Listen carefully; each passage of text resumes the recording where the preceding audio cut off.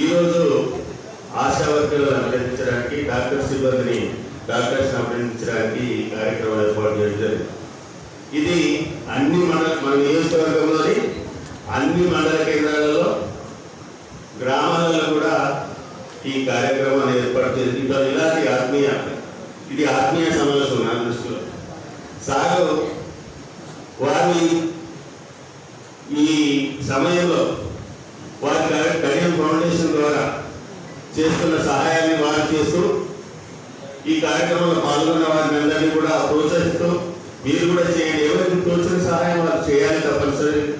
ఈ సమయంలో వారి ఆత్మీయతను వారి మానవతావాదాన్ని వారు చాటి చెప్పుకోవాల్సిన అవసరం ఉంది ఈ సమయంలో అని అందరినీ కూడా ప్రోత్సహించడం వల్ల పిలిపించారు.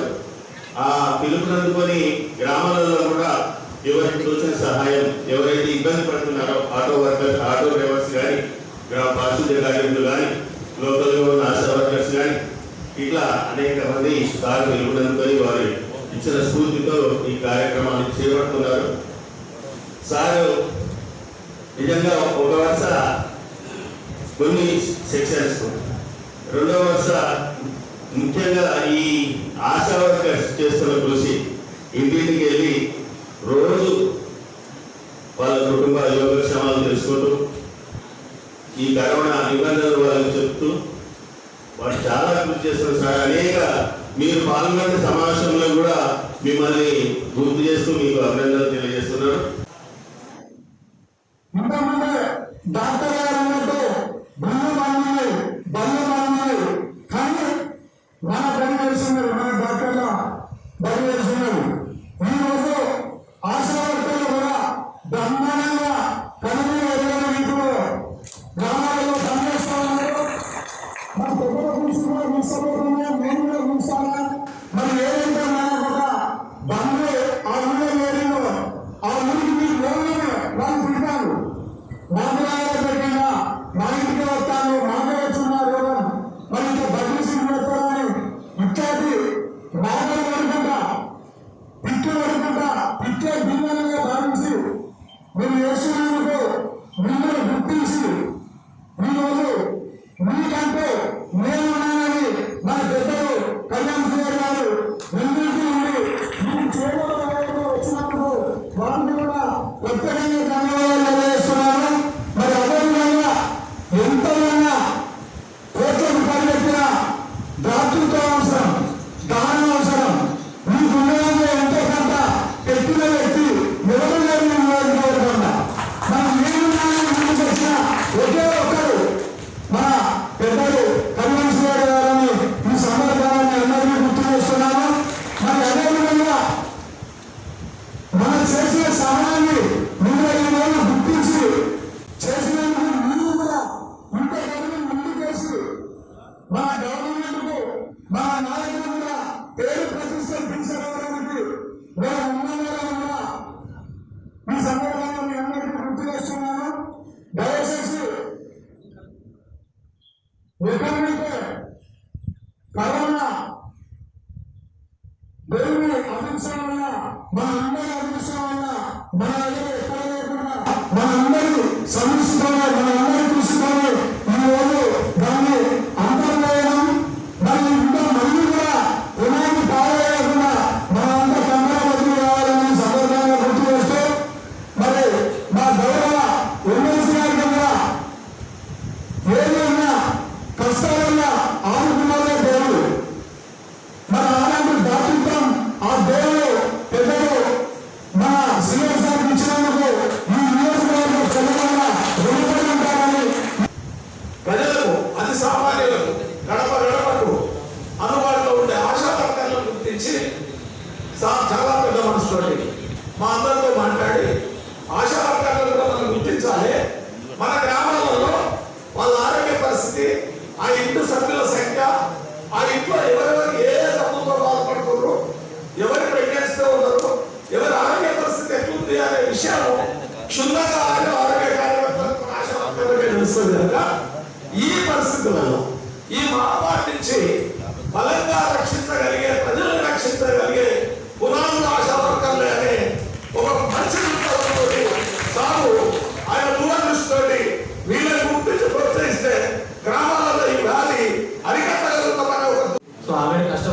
చేస్తున్నారు. సో ఈ ప్రోత్సాహం అనేది ఇంకా వాళ్ళకి రెట్టింపు ఉత్సాహంతో పనిచేసేలా చేస్తుందని భావిస్తున్నాను. సో ఈ ప్రోత్సాహంతో ఇంకా మరి కరోనా లాంటి క్లిష్టమైన పరిస్థితులలో ఈ టైంలో ఇంకా మంచి రెట్టింపు ఉత్సాహంతో పనిచేసి మనకి ఎక్కడ కూడా గన్పూర్ డివిజన్లో కేసులు ఇప్పటివరకు నమోదు కాలేదు. సో ఇదంతా కూడా మీరు ఆర్మీసీలో పనిచేసి సో ఎక్కడెక్కడ ఎవరికి వ్యక్తులు వచ్చినా కూడా వాళ్ళని ఐడెంటిఫై చేయడము, వాళ్ళకి ఏమైనా లక్షణాలు ఉన్నాయా లేవా అనేది తూచా తప్పకుండా వాళ్ళని ఫాలోఅప్ చేయడం ఇవన్నీ జరుగుతూ ఉన్నాయి. సో ఇక ముందు కూడా మనము ఇటువంటి ప్రోత్సాహాలు అందుకుంటూ ఇంకా బాగా రెట్టింపు ఉత్సాహంతో పనిచేయాలని ఆశిస్తున్నాను. సో ఆ మాట నిలబెట్టుకుంటామని చెప్పేసి కూడా ఈ సభాముఖంగా తెలియజేస్తున్నాను సార్. సార్ వన్స్ మరి సార్ ముఖ్యంగా అంటే మా స్థితిగతులు చెప్పాలంటే నేను చిన్నప్పుడు చదువుకున్నప్పుడు డాక్టర్ కావాలంటే చాలా ఆశపడి చదువుకున్నాం సార్. కానీ ఉద్యోగం వచ్చినాక ప్రతి వాళ్ళు వచ్చేసి నెలకు 1,00,000 తీసుకుంటూ 60,000 తీసుకుంటూ మాకు సర్వీస్ చేస్తలేమని తిట్టిన సంవత్సరాలు ఎక్కువ ఉన్నాయి సార్. నాకు 5-6 ఇయర్స్లో నువ్వు జీతం తీసుకుంటా తిట్టినోడు తప్ప ఈ కరోనా కాలంలో గుడులు బంద్ ఉన్నాయి, అన్ని బంద్ ఉన్నాయి, ఒక్క కూడా తెరిచి ఉండేది దవాఖాన అని చెప్పేసి మమ్మల్ని గుర్తించారు, గుర్తించారు. మరియు ఒకసారి అయితే అంత బుద్ధి గౌరవ పెద్దలు ముఖ్యమంత్రి గారైతే చేతులకి అందరి ముందు చేతులకి డాక్టర్లను పోలీసులను చేతులకి జోడుస్తున్నాను. మాకైతే ఈ ఉద్యోగానికి ఈ వృత్తికి అయితే నాకైతే సాటిస్ఫై అనిపించింది సార్. సో ఎందుకంటే మమ్మల్ని గుర్తించి మా ఆశా కార్యకర్తలని వాళ్ళకి ప్రోత్సాహకరంగా అసలే ఎంతో కొంత ప్రోత్సాహం ఎంత ఇచ్చడం కాదని మమ్మల్ని గుర్తించి మమ్మల్ని వెళ్ళేటట్టు ఎలా మీరు ప్రోత్సహిస్తున్నారు అనేది నాకు చాలా మా ఆత్మతృప్తి, మాకు సంతోషం సార్. అదేవిధంగా ఈ నిర్వాహకులందరికీ కూడా మేము ధన్యవాదాలు తెలియజేస్తున్నాము. ఈ లాక్డౌన్లో ఉన్నంత కాలం నుంచి ప్రతి ఒక్కరు ఆశా వర్కర్లు, హెల్త్ డిపార్ట్మెంట్ వాళ్ళు ఎంతో శ్రమ కోర్చి ఉత్సాహంతో పనిచేస్తూ వాళ్ళు కొత్త ఆశలను నింపుతూ ముందుకు నడిపిస్తూ వస్తున్న వాళ్ళందరికీ నా మనస్ఫూర్తిగా పూర్వక అభినందనలు తెలియజేస్తున్నాను. ఈ కార్యక్రమాన్ని కళ్యాణ్ ఫౌండేషన్ ద్వారా ఇలాంటి ఎన్నో కార్యక్రమాలు చేస్తూ వాళ్ళు నూతన ఉత్సాహం తెలియజేస్తూ ముందు ఈ కార్యక్రమాన్ని ముందుకు నడిపిస్తున్నందుకు వాళ్ళకు ప్రోత్సాహంగా ఉంటూ ఇంత వాళ్ళు సంతోషంగా వర్క్ చేయడానికి దోహదపడుతుందని ఇలాంటి ఎన్నో కార్యక్రమాలు ఆపత్కాలంలోనే కాకుండా గణపతి నియోజకవర్గానికి ఆర్పులు, సూచనలు నియోజకవర్గంలో అనునిత్యం కూడా ఇలాంటి ఎన్నో సేవా కార్యక్రమాలు చేస్తూ వారు ఈ కార్యక్రమాలను ముందుకు నడిపిస్తూ ఈ ఆయన ఆయుధారోగ్యాలతో అష్టైశ్వర్యాలతో సుఖ సంతోషాలతో ఉండి మరింత సంపదను చేకూర్చి నలుగురికి సహాయపడే విధంగా కార్యక్రమాలను చేస్తూ ప్రజలకు అందుబాటులో ఉండాలని కోరుకుంటూ ఫ్రంట్ లైన్ లో ఉండి పనిచేస్తున్న వైద్య సిబ్బంది, ప్రత్యేకంగా మన ASHA workers, ANMs, paramedical staff, doctors వారి యొక్క సేవలను గుర్తించాలి, వారిని అభినందించాలనే ఆలోచనలో భాగంగానే కళ్యాణ్ ఫౌండేషన్ ద్వారా చేయుత కార్యక్రమాలు తీసుకోవడం జరిగింది. రోజు రోజుకు కరోనా వైరస్ వ్యాప్తి చెందుతున్నది. మనమేమో ఒకవైపు తగ్గిపోతుందేమో అనుకుంటున్నాము. భారతదేశంతో పాటు ఇతర దేశాల్లో కూడా కరోనా వైరస్ వ్యాప్తి చెందుతూనే ఉన్నది. ఈరోజు ఉదయం వార్తలు చూసేటప్పటికీ ప్రపంచవ్యాప్తంగా 40 లక్షల కరోనా పాజిటివ్ కేసులు నమోదైనట్టుగా చూడడం జరిగింది. అందులో ప్రధానంగా బాగా అభివృద్ధి చెందిన దేశాలు, మెడికల్ ఇన్ఫ్రాస్ట్రక్చర్ బాగా ఉన్న దేశాలు, మెడికల్ అవేర్నెస్ ఎక్కువగా ఉన్న దేశాల్లోనే కరోనా మహమ్మారి విలయ తాండవం చేస్తున్నది. ప్రజలందరూ కూడా నిలబడేటట్టుగా పరిస్థితి మనం గమనిస్తున్నాం. అగ్రరాజ్యమని వినవీగే అమెరికాలో 14 లక్షల కరోనా పాజిటివ్ కేసులు నమోదయ్యాయి. అంటే ప్రపంచంలో నమోదైన కేసులలో 3వ వంతు కేసులు ఒక అమెరికా దేశంలోనే నమోదయ్యాయి. దాదాపుగా 75,000 మంది ఈరోజు అమెరికాలో కరోనా బారిన పడి చనిపోయారు. ఎంతో దయనీయమైన పరిస్థితి అంటే అమెరికాలో కరోనా బారిన పడి చనిపోయిన వాళ్ళను జ్వరం రావడానికి వారం నుంచి 10 రోజుల సమయం పడుతున్నది అంటే న్యూయార్క్ లాంటి పట్టణంలో శవాల గుట్టలు పేరుకుపోయి ఉంటున్నాయంటే ఎలాంటి ఇబ్బందికరమైన పరిస్థితుల్లో ప్రపంచ దేశాలు ఉన్నాయో మనం అర్థం చేసుకోవాల్సిన అవసరం లేదు. ప్రధానంగా అమెరికా కానీ మరొక వైపు యూరోప్ దేశాలైన స్పెయిన్ కానీ ఇటలీ కానీ ఫ్రాన్స్ కానీ జర్మనీ కానీ బ్రిటన్ కానీ బ్రెజిల్ కానీ బ్రెజిల్స్ కానీ అనేక దేశాలు కూడా ఇవాళ కరోనా బారిన పడి మూల్యం చెల్లించుకోవడం తప్పడం లేదు. యూరోప్ దేశాలలో అమెరికాలో ఊహించిన దానికంటే కరోనా వైరస్ ఎక్కువగా వ్యాప్తి చెందడానికి గల ప్రధానమైన కారణం ఏంటంటే కరోనా వైరస్ వ్యాప్తిని అంచనా వేయడంలో ఆ ప్రభుత్వాలు నిర్లక్ష్యం చేసినాయి. ఆ ప్రభుత్వాలు ఇది మామూలు వైరస్, దీనిలో ఏం జరగదు అని నిర్లక్ష్యంగా వ్యవహరించారు కాబట్టి ఇవాళ ఆ దేశ ప్రజలు మూల్యం చెల్లించుకోవాల్సిన పరిస్థితి ఏర్పడింది. ఒకవైపు కరోనా వైరస్ కు ఈ రోజు వరకు కూడా వ్యాక్సిన్ లేదు. మీరందరూ కూడా డాక్టర్లు, ఆశా వర్కర్లు, ఏఎన్ఎంలు మీకు బాగా తెలుసు ఈ విషయాన్ని కూడా. కరోనా వైరస్ కు వ్యాక్సిన్ లేదు. కరోనా వైరస్ ను అరికట్టడానికి సరైన మందులు కూడా లేవు. మీకు ఏదైనా జబ్బు వస్తే మీ డాక్టర్లు కానీ మీరు కానీ ప్రోటోకాల్ ప్రకారం ఈ జబ్బుకి మందు ఇస్తామని అంటారు. కానీ కరోనా వైరస్ ను నిరోధించడానికి ఏ రకమైన మందు ప్రోటోకాల్ ప్రకారం రాలేదు. కాకపోతే ప్రయోజనం లేదు, ఈ మందు వాడికి తగ్గుతుందేమో అనే ఉద్దేశంతోనే మనం హైడ్రాక్సిక్లోరోక్విన్ కానీ లేదా పారాసిటమాల్ కానీ ఎరిథ్రోమైసిన్ కానీ వాడుతున్నామో తప్ప అవి నిరోధితంగా కరోనా వైరస్ అరికట్టే మందులు మాత్రమే కావు. ఇలాంటి పరిస్థితుల్లో ప్రజలను అప్రమత్తం చేసి ఏ విధంగానైతే కరోనా వైరస్ అరికట్టడానికి వీలవుతుందో ఆ ఆలోచన చేసి ప్రజలను కాపాడుకోవాల్సిన పాశ్చాత్య దేశాలు పొరపాటు చేశాయి కాబట్టి మూల్యం చెల్లించుకోవాల్సి వచ్చింది. కానీ 135 కోట్ల ప్రజలున్న భారతదేశంలో గుంపులుగా కుప్పలుగా సమూహాలుగా ఉండే ప్రజలు ఉండే ఈ భారతదేశంలో ఒకవేళ కరోనా వైరస్ వ్యాప్తి కనుక చెందడం మొదలు పెడితే దాన్ని అడ్డుకోవడం కానీ నిరోధించడం కానీ మన భారతదేశంలో ఉన్న మెడికల్ ఇన్ఫ్రాస్ట్రక్చర్ కు సాధ్యం కాదు. మన అవేర్నెస్ కూడా సరిపోదు. అలాంటి పరిస్థితుల్లో ఈ కరోనా వైరస్ ను ఆ వ్యాప్తిని అరికట్టాలి అంటే ఏం చేయాలని ముందు చూపుతూ ఆలోచించి గౌరవ ముఖ్యమంత్రి శ్రీ కల్వకుంట్ల చంద్రశేఖరరావు గారు, భారత ప్రధాని శ్రీ నరేంద్ర మోడీ గారు భారతదేశంలో లాక్డౌన్ ప్రకటించడం ద్వారా మాత్రమే కరోనా వైరస్ వ్యాప్తి వేగాన్ని తగ్గించగలుగుతాము అని ఒక మంచి ఆలోచనతోనే లాక్డౌన్ ప్రకటించారు. ఆ లాక్డౌన్ ప్రకటించిన సందర్భంగా గత 2 మాసాలుగా ఒక్కసారి మనము కరోనా వైరస్ ఇతర దేశాల్లో ఎట్లా వ్యాప్తి చెందుతున్నది, మన దేశంలో ఎట్లా వ్యాప్తి చెందుతున్నదని పోల్చి చూసుకున్నప్పుడు ఇతర దేశాలతో పోల్చుకుంటే మన దేశంలో కరోనా వైరస్ వ్యాప్తి తక్కువగా ఉన్నది. లేదని కానీ తక్కువగా ఉన్నది. ఒక్కొక్క దేశంలో ఒక రోజు 5,000 పాజిటివ్ కేసులు, 10,000 పాజిటివ్ కేసులు, 15,000 పాజిటివ్ కేసులు నమోదవుతుంటే భారతదేశంలో మాత్రము 2,000, 3,000, 4,000 ఆ రకంగా పాజిటివ్ కేసులు నమోదవుతున్నాయి అంటే లాక్డౌన్ సత్ఫలితాలు ఇచ్చిందని చెప్పడంలో నాకు ఎలాంటి సందేహం లేదు. మరి ఈ లాక్డౌన్ సందర్భంగా లాక్డౌన్ నియమ నిబంధనలను ప్రజలకు తెలియజెప్పి ప్రజల్లో చైతన్యం కల్పించి కరోనా బారిన పడకుండా కాపాడిన వాళ్ళు ఎవరంటే ఫ్రంట్ లైన్ లో ఉండి పనిచేసిన వైద్య శాఖ సిబ్బంది అని చెప్పడం నాకు సందేహం లేదు.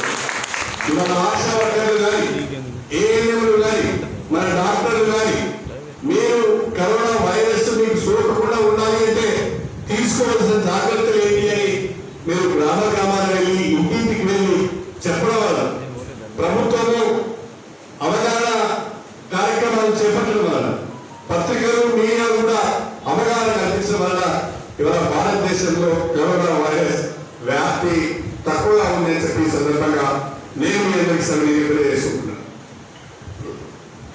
కరోనా వైరస్ వ్యాప్తికి సంబంధించి ఏమన్నారు? స్వీయ నియంత్రణ పాటించమన్నారు.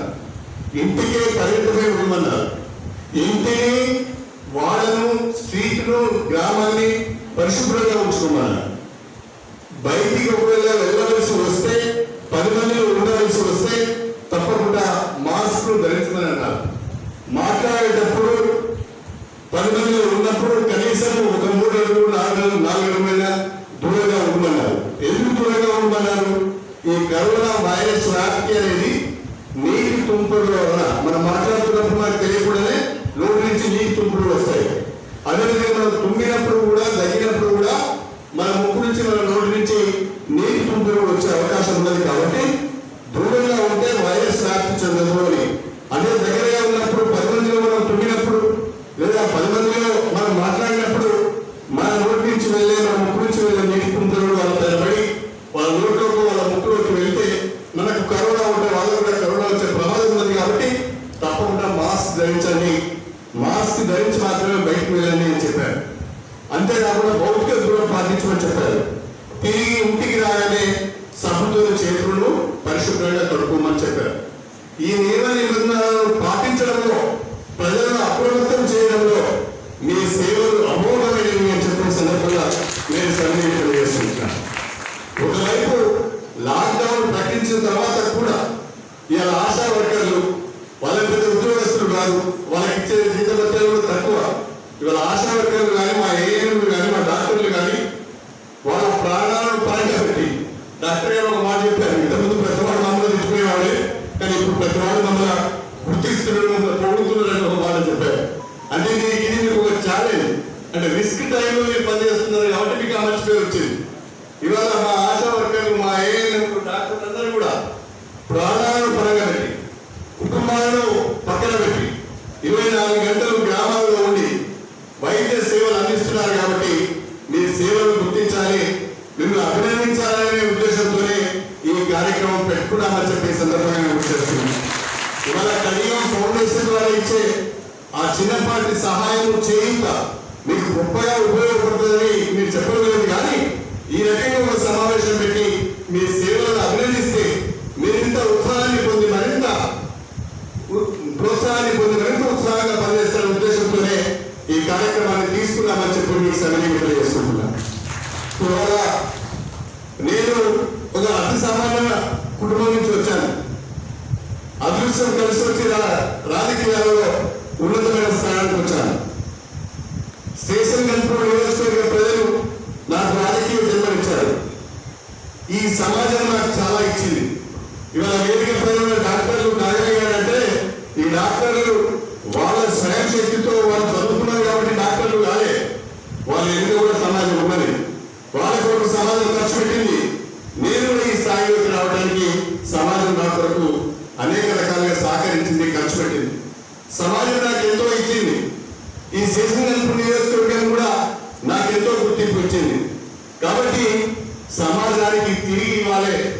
స్టేషన్ గన్పూర్ నియోజకవర్గ ప్రజలు కష్టకాలంలో ఉన్నప్పుడు వాళ్ళకు అండగా ఉండాలనే ఉద్దేశంతోనే నేను ఈ కార్యక్రమాలు చేయడం జరుగుతుంది అని చెప్పి నేను సవినయంగా తెలియజేసుకుంటున్నాను. ఇప్పటి వరకు గౌరవ ముఖ్యమంత్రి గారు ఒక మాట చెప్పారు. లాక్డౌన్ ప్రకటించిన సందర్భంగా దినసరి కూలీలు, రోజువారీ ఉపాధి కోల్పోయిన పరిస్థితుల్లో, వలస కూలీలు పనులు లేక ఇబ్బందులు పడుతున్న పరిస్థితుల్లో ప్రభుత్వ పరంగా మనం ఇచ్చిన సహాయం సరిపోవడం లేదు.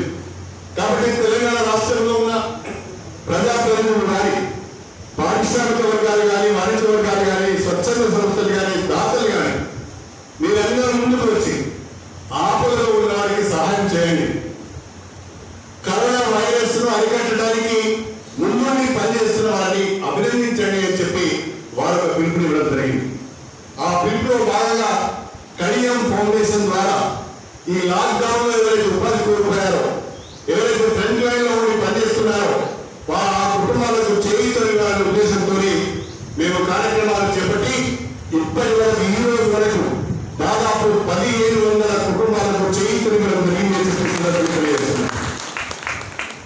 మన స్టేషన్ గన్పూర్ నియోజకవర్గంలో 10 ప్రైమరీ హెల్త్ సెంటర్స్ లో పనిచేస్తున్న దాదాపు 550 మంది ఆశా వర్కర్లకు, ఏఎన్ఎంలకు, వైద్య సిబ్బంది కూడా సహాయం చేయడం జరిగిందని చెప్పి సందర్భంగా చేస్తున్నాం.